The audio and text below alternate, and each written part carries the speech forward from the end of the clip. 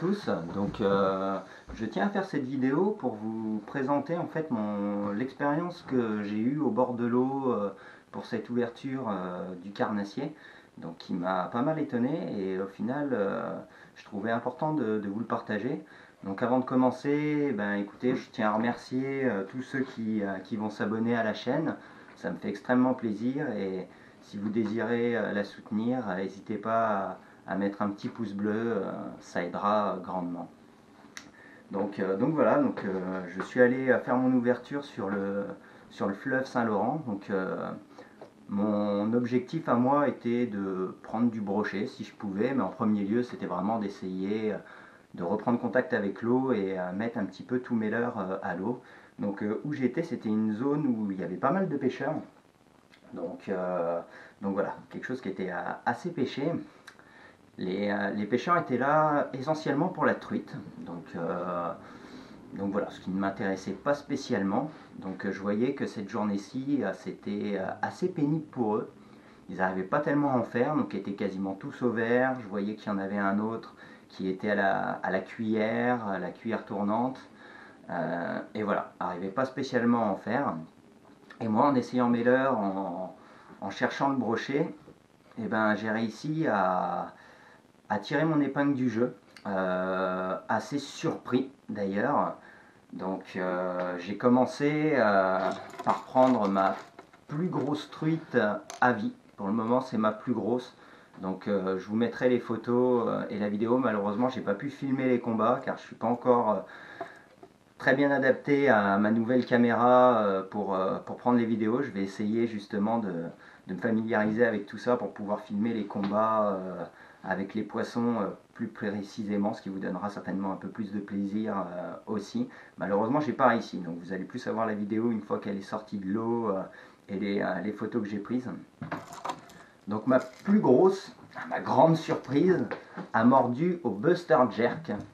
Donc un leurre quand même assez conséquent. Réellement, je ne m'attendais pas du tout à faire une truite avec ce leurre-ci.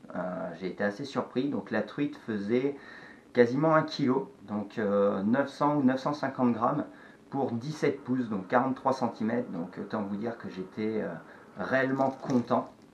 Malheureusement, le petit problème qu'il y a eu, que vous verrez sur la vidéo, forcément, en attaquant ce leurre-ci avec deux gros triples qui sont faits pour le brochet, malheureusement, elle s'est blessée. Donc j'ai pas pu la remettre à l'eau. Je l'ai ramenée pour chez moi, malheureusement. Sinon, je l'aurais volontiers remise à l'eau parce que des beaux spécimens comme ça, c'est intéressant de pouvoir laisser la chance à tout le monde de pouvoir la pêcher. Et également, pourquoi pas la laisser grossir pour pouvoir la reprendre un petit peu plus grosse, mais bon, chacun fait comme il veut. Mais malheureusement, je ne pouvais pas, elle s'était vraiment trop blessée en attaquant ce leurre-ci. Mais ce qui m'a permis de découvrir quelque chose, donc au final, c'était un mal pour un bien.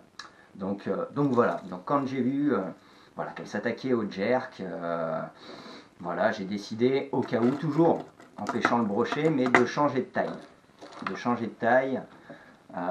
Toujours pour le brochet. Là on est passé d'un leurre qui fait dans les 12-13 cm à peu près sur un leurre qui en fait 9.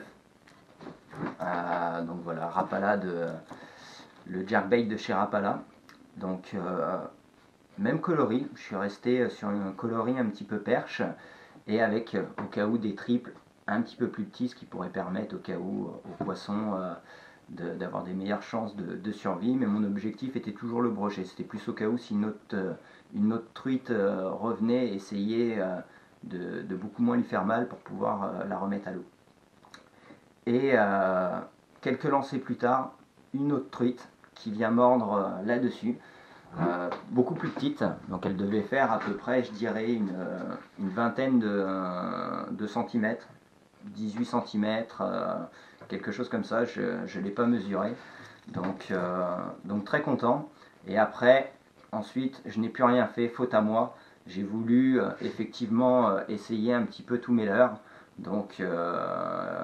Une fois que je n'avais pas remis cela à l'eau, j'ai vraiment rien fait. Pour finir sur mon expérience, en fait, quand j'ai ramené ma grosse truite à la maison pour pouvoir la faire et la mettre au frigo, je me suis aperçu en fait qu'elle avait donc dans son estomac 4 poissons qui étaient effectivement de la perche chaude. Donc voilà pourquoi est-ce que la truite ne mordait pas spécialement cette journée-ci au verre ou à la cuillère et a mordu à mes 2 jerkbait, mais ça aurait pu être autre chose, j'aurais certainement pu la pêcher au crankbait, à quoi que ce soit, parce qu'ils étaient de couleur perche chaude. Donc cette journée-ci, elles étaient intéressées par la perche chaude. Donc ce qui est important à savoir, donc là ça va plus vraiment être pour les débutants, quand vous abordez un plan d'eau, ce qui est souvent compliqué, c'est de savoir quelle couleur utiliser. Est-ce qu'on utilise du clair, du bleuté? Malheureusement, il n'y a réellement pas tellement de réponses. Vous allez pouvoir fouiller sur les sites, aller voir d'autres plateformes de vidéos. À chaque fois, ça va dire l'inverse et son contraire. Partant clair, utilisez un leurre de couleur claire. Partant foncé, un leurre de couleur foncée. Ensuite, par rapport à la couleur des eaux, couleur claire. C'est vraiment, il y a tout et rien. Donc réellement, pour vos premiers lancers, les couleurs à aborder, c'est de faire une recherche en amont des plans d'eau ou rivières que vous allez pêcher et essayer de regarder tous les poissons qui s'y disposent et quelle est l'espèce qu'il y a en majorité dans le lac ou la rivière ou l'endroit que vous allez. Si effectivement vous voyez qu'il y a énormément de perches chaudes, donc s'il y a du brochet, de la truite, du cendre, du black bass également, l'achigan, effectivement je vous conseille en priorité de mettre des leurres qui vont être de la couleur perche chaude, car ils vont essentiellement se nourrir de perche chaude, car il y en a énormément dans la partie où vous allez pêcher. Si ensuite ça ne fonctionne pas, là justement adoptez une autre méthode, partir sur des leurres plus clairs ou plus foncés, selon vos préférences, selon peut-être le temps. Mais en priorité, essayez de visualiser justement quelle nourriture il va y avoir en priorité dans le plan d'eau. Et idéalement, utiliser des leurres adaptés aux tailles des poissons appâts que vous allez avoir. Donc voilà, c'était un petit conseil pour les débutants qui justement abordent un plan d'eau. Essayez de vous renseigner bien sur ce qu'il y a et de pêcher en priorité sur la couleur. Et idéalement, si vous pouvez cibler la taille de ces poissons-ci, vous aurez certainement beaucoup plus de résultats que d'autres, ce qui a été ma preuve pour moi cette journée-ci. Donc voilà, je vous remercie à tous et je vous laisse avec la vidéo justement de mes captures. Donc je m'excuse encore pour... je sais que ça va peut-être pouvoir choquer des personnes de voir la truite qui va quand même saigner.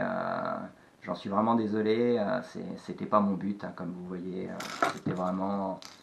C'est pas adapté pour la truite. J'en étais vraiment très surpris qu'elle s'attaque là-dessus. Donc voilà, j'espère que la vidéo vous aura plu, que mon conseil aussi.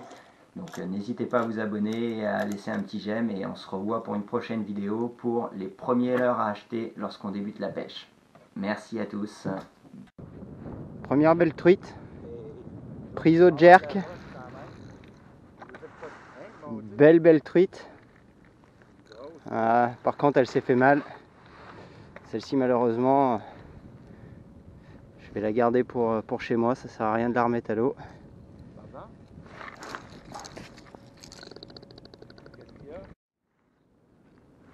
Deuxième truite, un peu plus petite.